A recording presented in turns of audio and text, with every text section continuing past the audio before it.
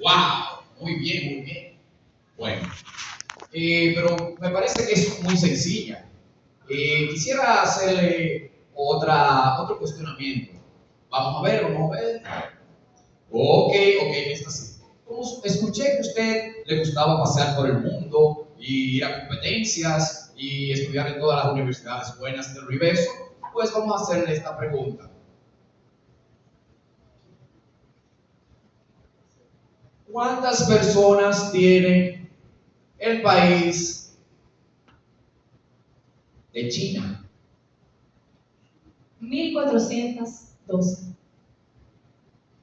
1412 o 1400 millones. Exactamente. Ah, muy bien, muy bien, muy bien. Mucho conocimiento, pero otra preguntita.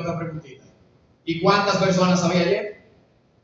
1411 millones. Muy bien, wow. Estoy sorprendido de este conocimiento que debe conocer todo el universo, todas las personas y en la sociedad en general. Pero ya para concluir, vamos a hacer la última preguntita, que ya es simple, solamente quiero verificar su nivel de conocimiento. Vamos a ver aquí. En esta, aquí está. Cambia la página, por favor. Ok, ok. Eh, ¿Cuántos galones de agua contiene el mar Caribe? No vaya tan rápido, no vaya tan rápido. Esos galones de agua del mar Caribe, yo quiero que usted me lo responda en goticas. ¿Cuántas goticas tiene? 1200 quintillones de gotas. ¡Wow! ¡Wow! No puedo creer. No puedo creer. Mucha preparación, mucha educación, mucho esfuerzo, pero hay algo. Aquí veo que este conocimiento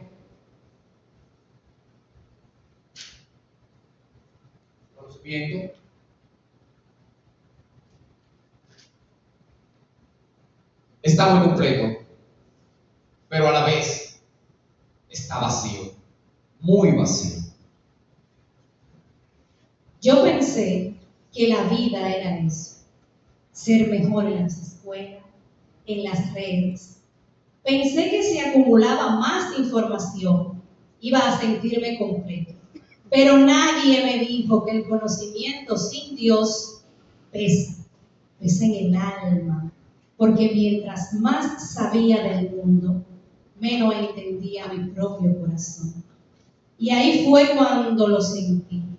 No fue un ruido, fue un silencio. Ese tipo de silencio que te confronta, ese silencio donde Dios no grita, tampoco se va.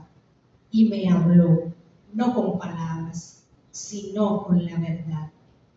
Todo, todo lo que has construido, si no me tienes a mí en el centro, está incompleto.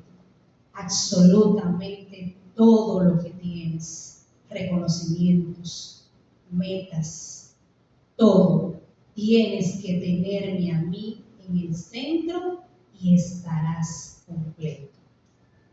Yo corría, pero no sabía a dónde. Yo brillaba, pero estaba apagada por dentro.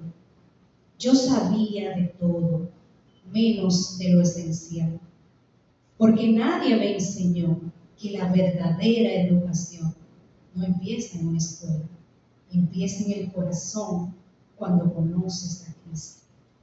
Hoy entiendo algo. El problema no era lo que yo sabía, sino lo que yo ignoraba.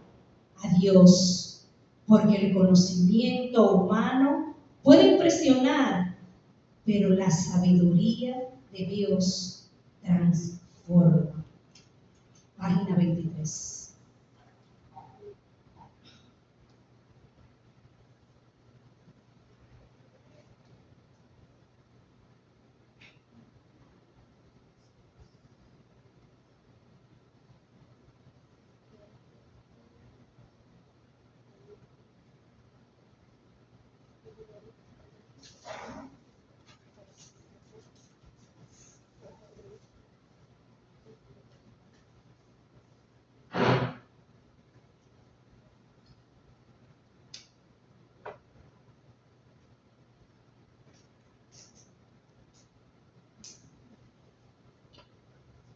el que coopera con el propósito divino para impartir a los jóvenes un conocimiento de Dios y modelar el carácter en armonía con el suyo, participa de una obra noble y elevada. Al despertar el deseo de alcanzar el ideal de Dios, presenta una educación tan excelsa como el cielo y el universo. Una educación que no se puede completar en esta vida, sino que continuará en la próxima, en la venidera.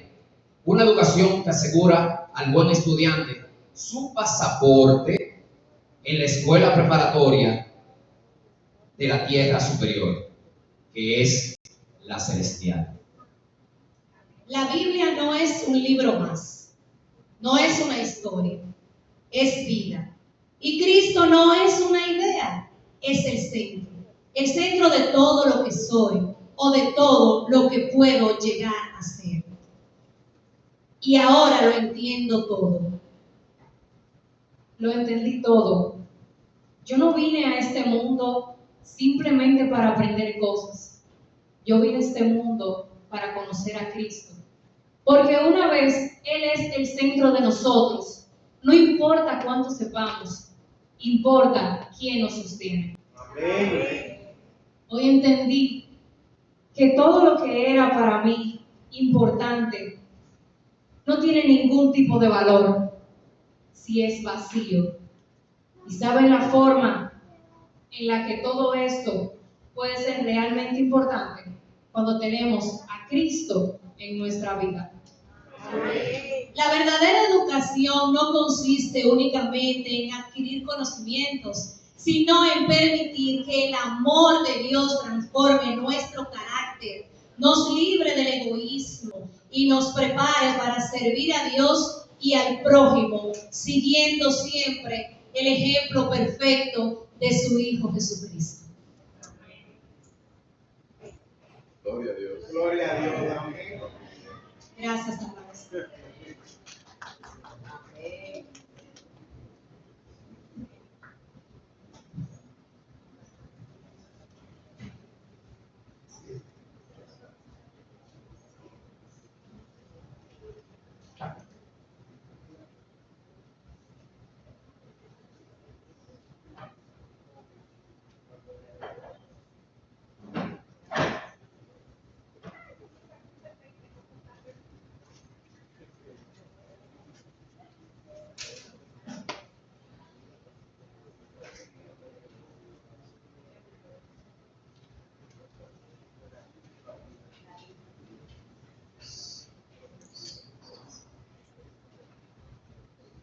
Hermanos, 2, 3. Hermanos, ¿cuántos creen que no hay otro Dios como el Dios que nosotros tenemos? Que nuestro Dios es capaz de hacer maravillas, que nuestro Dios es el único que tiene el poder de sacar a los escombros a un bebé, a un animal, a una persona que necesite de Él. Así que siempre mantengámonos en oración para que nuestro poderoso Dios sea capaz de resolver cada uno de nuestros problemas. No hay otro Dios.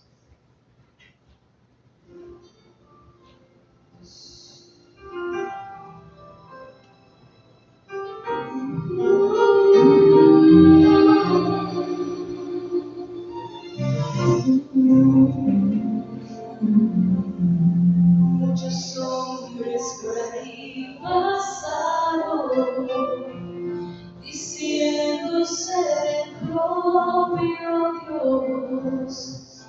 A muchos se engañaron, diciendo tener poder. Si Dios verdadero amó a este mundo, probándolo en la dura cruz,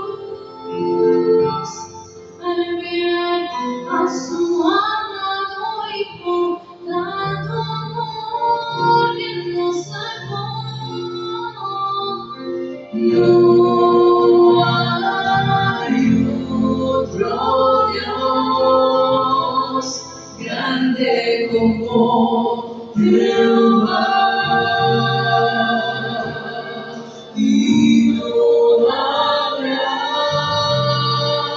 nombre igual. Su nombre es capaz de cambiarte la vida. Otro nombre jamás lo hará. No hay nombre igual que al de mi Señor. ¿Cuántos dicen amén? Su nombre es más que todo. Su nombre trae salvación.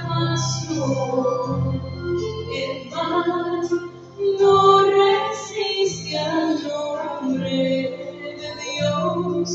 Padre te ama, es el Dios que te ama, en el cielo triunfante, en gloria aparecerá. Y todos los que creen en su nombre, la tierra heredará. No hay otro Dios grande como Jehová. Y no habrá nombre igual.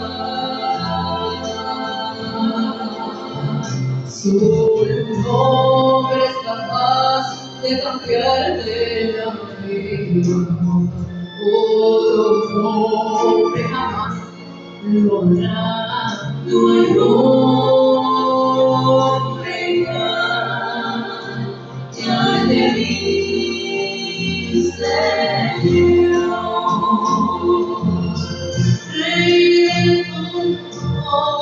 Rey de todo, poderoso y Rey de paz, grandioso, glorioso, siempre reinará. No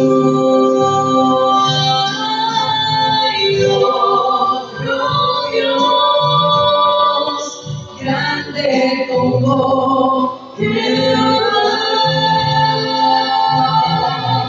Y no habrá nombre igual,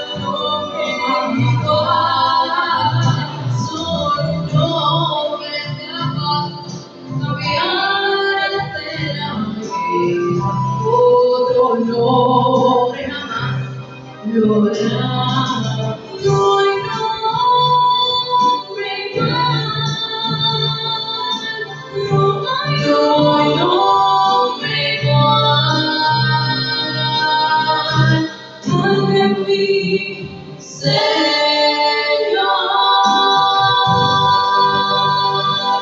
mi Señor.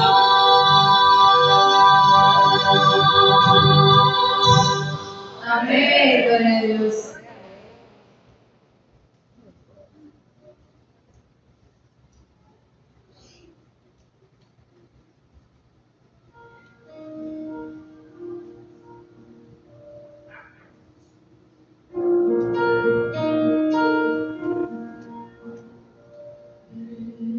Para Dios mi corazón, para recibir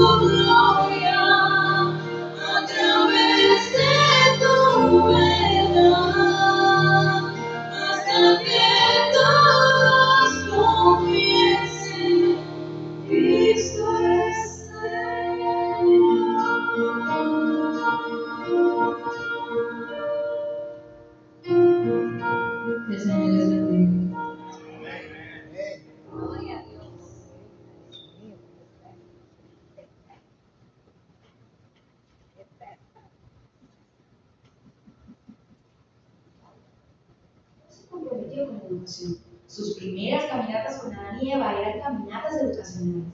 Dios les enseñó quién era Él y quiénes eran ellos, de dónde provenían y con qué propósito fueron creados. Era importante que ellos supieran que habían sido formados por las mismas manos de Dios y que al ser educados por Dios mismo reflejarían más perfectamente la imagen de su Hacedor. Pero el pecado deterioró la imagen del Dios del hombre. Y solo la verdadera educación colocará al hombre en contacto con aquel que puede restaurarlo. Porque educar es vivir. Y eso es educación adventista. Génesis 2 nos cuenta de la perfección con que Dios hizo al ser humano. Y Génesis 3 nos dice cómo el pecado quebrantó y echó a perder el plan original de Dios. El resto de la Biblia es la historia de Dios buscando al hombre donde se encuentra para tomarlo de la mano y elevarlo a la perfección. La verdadera educación es integral y abarca los aspectos físico, mental, social y espiritual, a la vez que procura elevar a las personas del pecado a la gracia de Dios, a fin de que el hombre pueda ser restaurado a la completa imagen de Dios. La educación adventista es un viaje a la excelencia, en donde transformamos el mundo una vida a la vez.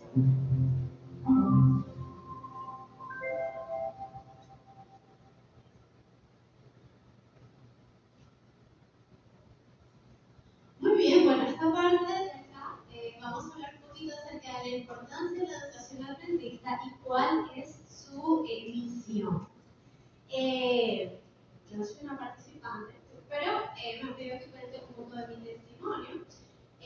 Quizás no todos lo saben, pero yo estudié en un colegio adventista y también en una universidad adventista.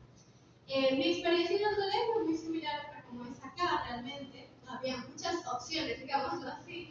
Sin embargo, me gustó mucho la experiencia en el colegio, pero sobre todo me gustaría compartir cómo fue estudiar en una universidad adventista. Yo terminé el colegio, tuve muy buen promedio y como consecuencia de eso me dieron una beca para poder estudiar en una universidad adventista. Y yo escogí, realmente tenía el deseo de estudiar negocios internacionales y hablando, bueno, entre una y otras personas, entre esto, la comunidad que tenemos, logré obtener una beca para estudiar en Perú, en la Universidad Peruana Unión. Pasa la diapositiva. Esta universidad ofrece no solamente administración, sino también ofrece carreras en el área de la salud, medicina, enfermería, de ingeniería ofrece de alimentos, de seguridad, de sistemas, de construcción civil, en el área administrativa varias carreras, realmente es una universidad muy grande. Y este es el campus donde yo estudié. Esta es la parte de aquí adelante, es como una vista un poquito más general del campus. Ahí está la facultad de empresariales, arriba estaban los internados y para acá estaba el área de ingeniería. La universidad seguía para allá, era muy grande, caminaba mucho. Y estaba allí el auditorio o la iglesia, que era donde nos reuníamos todos los sábados, los viernes, los miércoles también. Y por acá arriba, entonces está la cancha. Pasa a la siguiente diapositiva. Y este era, bueno, este es el nombre de la universidad, la UPU, esa fue mi facultad, la Facultad de Ciencias Empresariales, y la iglesia, que es la que está en la parte de arriba, a la izquierda.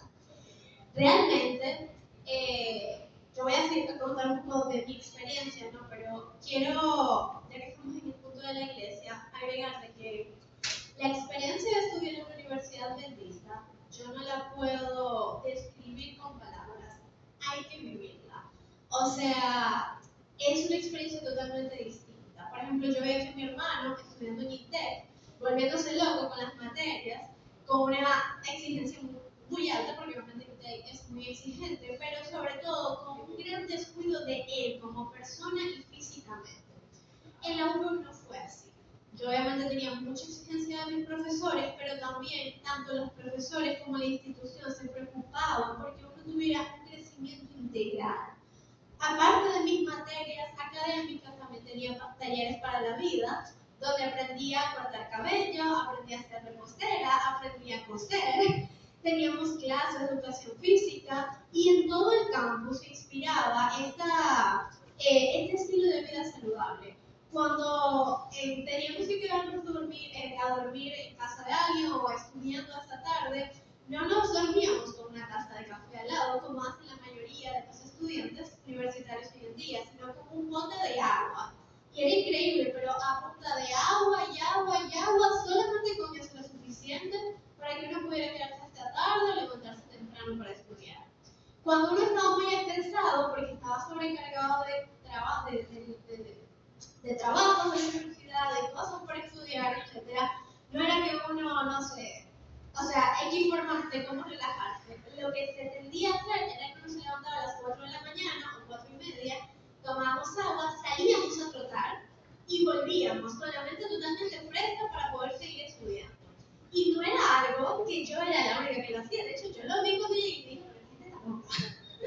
Y luego de eso tuve compañeras que se animaron a hacerlo, que me dijeron para hacerlo y me animé yo misma a hacerlo y yo vi la diferencia, o sea, es una cosa increíble, o sea, yo me podía levantar a las 3 para estudiar, a las 4, 4:30 estaba ya saturada, salía a trotar y veía a 100, 200, 300 estudiantes trotando al mismo tiempo que yo, media hora, volvía, seguía estudiando, presentaba mis exámenes y bueno, ya cuando podía dormir, ¿no? Porque como quiera uno siempre tiene cierta exigencia, ¿no? Pero este estilo de vida, en el que cuidaban de mi salud, en el que me enseñaban también a cuidar de mi cuerpo, de mi mente, de tener una relación con el Señor, eso es algo que no se experimenta en otra universidad. Esas semanas de oración, ellos hacían carpas enfrente de la iglesia para que uno entrara allí a orar antes de entrar al culto. Y los cultos en la mañana y en la noche eran obligados en el internado. Eso sí era medio fastidioso, honestamente. Pero realmente como yo vi la mano del Señor obrando en mis compañeros, muchos amigos que no eran adventistas, o que siendo adventistas tenían sus propias luchas, era increíble en mi propia vida. O sea, yo me fui para la universidad y quizás algunos no lo sepan, pero, o sea, fueron situaciones económicas muy difíciles. Porque yo me fui a una situación en la que Venezuela estaba bien y de repente se puso mal. Entonces no teníamos los recursos para costear mis estudios allá. Entonces yo trabajé mucho, colporté, hice tanto como pude para poder estudiar. Entonces, el Señor me ayudó mucho en eso y tuve muchos encuentros con el Señor en la universidad. Algo que muy probablemente no hubiera pasado en otro tipo de universidad. Entonces, yo comparto el eslogan de la UPU que dice educando para esta vida y para la eternidad. Amén. Pasemos rapidito ya para no perder mucho tiempo. Algo que también me gusta mucho de las instituciones adventistas es que te impulsan a ayudar a la comunidad. Estas fueron obras sociales que hicimos con mis compañeros del salón, de mi curso. También nos instaron a participar en el servicio voluntario adventista, nos capacitaron hasta nivel avanzado, fuimos a congresos del servicio voluntario adventista. Pasamos. Tuvimos mucho contacto internacional, eso es lo que me gustó mucho. Tuvimos mucho, en estas fotos son todos extranjeros, una actividad que hacían en la universidad para darnos como la bienvenida. Ahí hay ecuatorianos, colombianos, venezolanos, brasileños, argentinos, de todas partes. Y eso era lo que también enriquecía mucho la educación de la universidad porque era como que compartíamos diferentes culturas. También tuvimos uno tiene la oportunidad de participar tanto en programas de radio como en televisión. En este caso fue un programa de televisión llamado Controversia y ese era el equipo con el que estábamos participando en ese momento. Una convivencia muy unida, que es otra cosa que es muy, diría yo, particular. O sea, ni siquiera en el colegio adventista lo sentí. O sea, los muchachos, la comunidad, el tener compañeros adventistas que entre todos están para apoyarse, para ayudarse, para salir adelante. Yo misma no ayudaba tanto a mis compañeros en el colegio, pero en la universidad yo me encontré dándole clases a esos muchachos para que ellos pasaran la materia, algo que antes probablemente no hubiera hecho. Entonces, yo siento que como persona crecí mucho también en la universidad gracias a esa convivencia que hubo. Y bueno, finalmente, esta fue mi graduación, gracias al Señor con excelencia académica, fui la primera de mi promoción, ese es el rector, y bueno, la experiencia pues fue maravillosa, realmente yo la recomiendo, y diría yo que fue una de las experiencias más bonitas que he tenido, y le doy muchas gracias al Señor por todas las experiencias que me permitió vivir mientras que estudiaba en la Universidad Adventista. Gracias. Y ahora vamos a invitar a la familia Morales, que están por allí, para que sigan entonces con el programa de evaluación.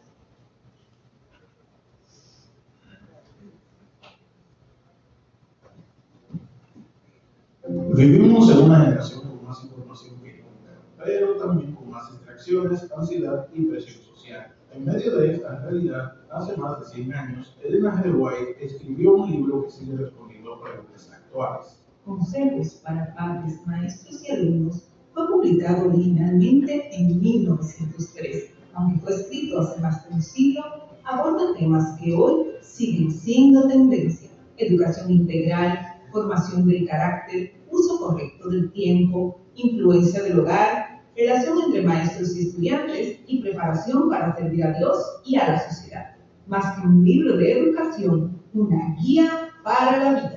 La sección que estudiaremos hoy se llama Principios Generales. Aquí Elena White presenta un concepto revolucionario. La verdadera educación no consiste solamente en llenar la mente de información. Su propósito es desarrollar el carácter y restaurar la imagen de Dios en el ser humano.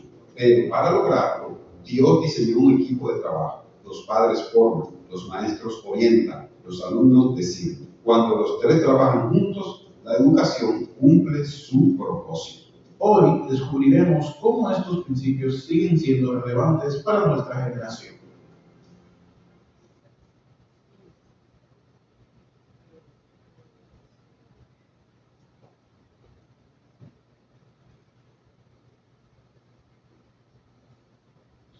Como bien escucharon, nos toca la sección número 3 del libro que estamos leyendo, Principios Generales, como ustedes pueden ver. Padres, los arquitectos del carácter. Si viéramos la foto de un bebé, por ejemplo, nos preguntaríamos, ¿qué enseña el bebé? La escuela, el internet, los padres, la casa. Elena de White responde, los padres son los que enseñan. Principios básicos que ella estableció que para todos hoy día pudieran ser comunes, como esos que están ahí: el hogar es la primera escuela, los padres son los primeros maestros, el ejemplo vale más que los discursos, y que el carácter se forma desde temprano. Pero 100 años atrás, le recuerden que este libro se escribió hace muchos años, hay unos principios que están muy vigentes hoy día para nosotros también, establecidos por ella. El primero es la individualidad del niño. Es decir, el niño debe ser educado como un ente inteligente, que tiene su individualidad y que no debe depender de otros, sino que debe actuar por razón y principios. Lo segundo es enseñarle el dominio propio. Me voy a detener en ese dominio propio porque voy a leerles una cita del libro que no quiero que se escape nada. Las madres los aman con amor idólatra y satisfacen su apetito cuando saben que ello ha de perjudicar su salud y causarles enfermedad y desgracia. Esta bondad cruel se manifiesta en extenso grado en la generación actual. Se satisfacen los deseos de los niños a costa de la salud y de la disposición feliz, porque por el momento es más fácil para la madre satisfacerlos que privarlos de aquello por lo cual claman. Las madres que están haciendo esto cosecharán con amargura el fruto de la semilla que han sembrado. Otro principio es cuidar de la educación física, de la salud física, no solo la mental. Es decir, recuerden que el niño no es solo educar, y hoy día viven apiñados en colegios, en guarderías, en iglesias. También debe enseñarse la parte física. Y si están solo recibiendo información, el cerebro se carga de sangre, pero solamente se queda en el cerebro, no hay una preparación física. Y el otro principio es que la educación no puede ser monótona. No es solo información en el ballet, en aquello, en lo otro, y demás, pero no hay una recreación sana, o sea, no puede ser monótono. Y prepararlo para enfrentar dificultades y peligros. Ese es algo muy interesante. Dificultades y peligros hoy día. Las famosas madres helicóptero y los abuelos ahora también helicóptero, rodeando, eso no lo digo Elena White, lo del helicóptero, eso lo digo yo. Merodeando los hijos, los niños, los adolescentes y a los adultos también. Ese muchacho no puede ir solo a ningún lado. Es más, hay madres que le ponen en tiempo real, que pongan el celular, si van a andar solos, tienen que tener en tiempo real, seguir a ese niño. Entonces, eso no ayuda en nada, porque viven constantemente, el niño no tiene personalidad propia. Y eso se va a reflejar en ¿qué? En que el niño no va a tener una resiliencia cuando viene la adversidad, cuando viene la dificultad, él no tiene cómo decidir, y hoy en día estamos pagando esa consecuencia. Y lo otro es enseñarles más de su creador que de su creación, eso se explica por sí solo. Estudiar más del Cristo que del mundo para enseñarles, por ejemplo, Biblia.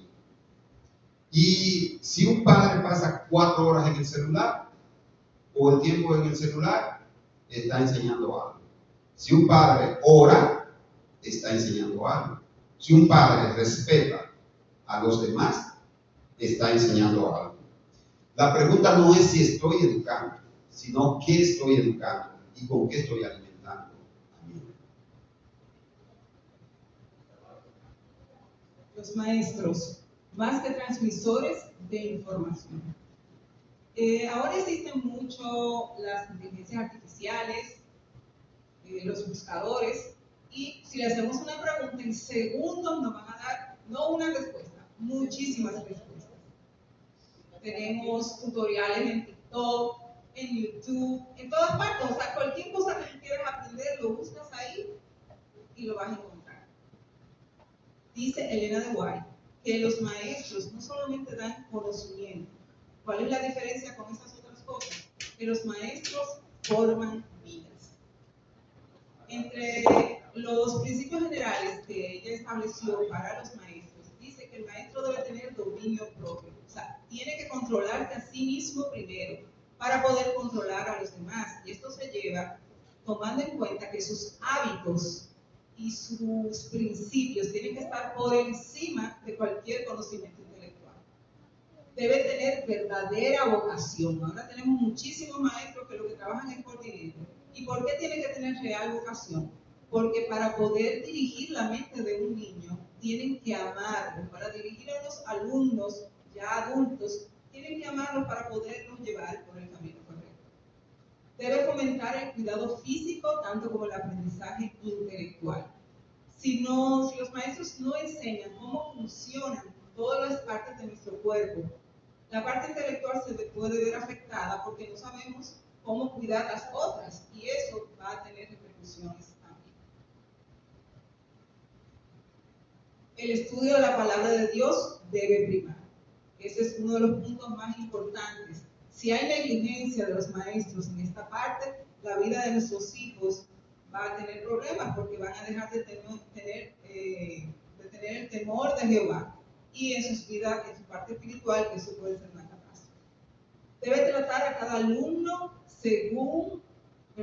debe cuidar de la dignidad del estudiante. Tenemos maestros que son muy severos, que son muy mandones, que creen que ellos son los que tienen que tener toda la batuta en la mano. Y se olvidan de que están enseñando eso precisamente. Y si un alumno le devuelve de la misma manera, pues se puede quejar, ¿verdad que no? También tenemos que debe tratar a cada alumno según su edad y carácter. Señores, eso tiene que ver con los tipos de inteligencia. O sea, ella no lo nombró así, ni nombró la inteligencia emocional. Pero sí digo que cada maestro tiene que estudiar a cada alumno porque ellos aprenden de diferentes formas y tiene que ver cuál es la capacidad que tienen cada uno de esos alumnos para poderlos guiar y sacar lo mejor de cada uno de ellos. También la hermana de White dio ciertos consejos ya sobre los colegios en general y uno de los puntos más importantes es de que no se dejara bajar las normas para que hubieran más alumnos. Incluso ella dijo que si había que mundanalizar los métodos, era mejor que las instituciones nuestras las vendiéramos al mundo, que no llegáramos a ese punto.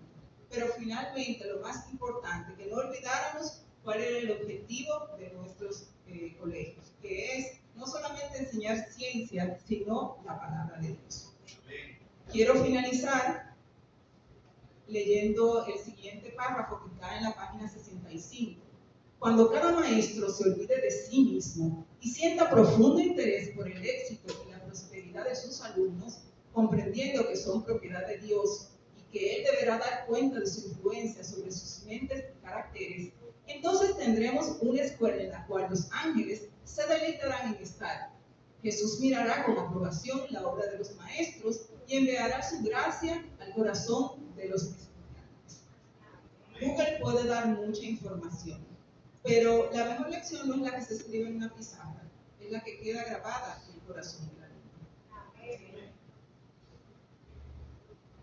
El tercer y último punto son los alumnos, o sea, los protagonistas de la educación. ¿Por qué usted estudia? Normalmente por sacar nota, para conseguir trabajo, dinero, eso es lo común. Pero Elena de White lo eleva a otra categoría, buscando algunas cosas como conocer a Dios, desarrollar talentos, servir a otros y prepararse para la vida presente y la venida. Como alumnos, la educación que recibimos debe llevar a los siguientes puntos. El primero es tener confianza en mí mismo. Dígase, cuando estamos solos ya en la vida, saber pensar, decidir y accionar por nosotros mismos, porque ese es el punto completo de la educación. Lo siguiente es no actuar por la fuerza o el temor. Hay padres y maestros que se jactan de tener autoridad absoluta entre sus niños. Y indica el libro que si esos padres pudieran ver el futuro de la vida de sus niños, cambiarían esa metodología. Y cito una parte que dice White, que Dios nunca quiso que una mente humana estuviera bajo el dominio completo de otro. Otra es disfrutar de las relaciones sociales y sanas. Muchos padres entienden, y maestros, que para ejercer autoridad tienen que ser distantes y fríos a la hora de educar. Y así nunca van a tener se van a dar el corazón dormido. Unos padres que he escuchado que dicen, yo no estoy aquí para ser amigo de ellos, para tener el corazón, puede opinar eso, pero Dios indica que esa es la parte que nos insta a ganarnos el corazón de nosotros, que eso es importante. Reconocer el juicio experimentado y el buen consejo es otra cosa, eso no hay mucho que decir. Hay gente que entiende que hay un tope, pero no aprende, pero no deja de aprender con nosotros. Y vivir conforme a la voluntad de Dios. No hay que vamos a tener un manto aquí religioso en la iglesia, sino que es un estilo proyecto de vida permanente. Me gustaría concluir con una parte que dice en la página 50. Debe inculcarse a los jóvenes que todos ejercen una influencia que se hace sentir constantemente sobre la sociedad, para mejorarla y elevarla o para rebajarla y degradarla. El primer estudio de los jóvenes debe consistir en conocerse a sí mismos y en saber cómo conservar sanos su cuerpo. Un estudiante exitoso no es solamente quien tiene buenas notas, sino el que lleva a la práctica lo que aprende, no solo acumular conocimientos, sino no solo qué yo sé, sino quién puedo ser. Eso es lo importante. Ahora yo quiero que todos los que son padres se pongan de pie, por favor. Todos los que son maestros también se pueden quedar de pie. Los que son maestros. Y finalmente, todos los que son alumnos. Muy bien.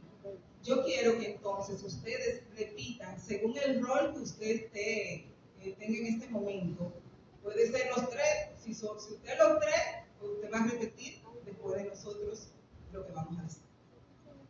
Los padres formamos el fundamento. Los padres formamos el fundamento. Los maestros guiamos el crecimiento. Los maestros guiamos el crecimiento. Los alumnos decidimos aprender. Los alumnos decidimos aprender. Muchísimas gracias, se pueden sentar. Y un último punto es que padres, maestros y alumnos, todos juntos, logramos el propósito de la verdadera educación, que es restaurar el nombre, la imagen de Dios. Amén.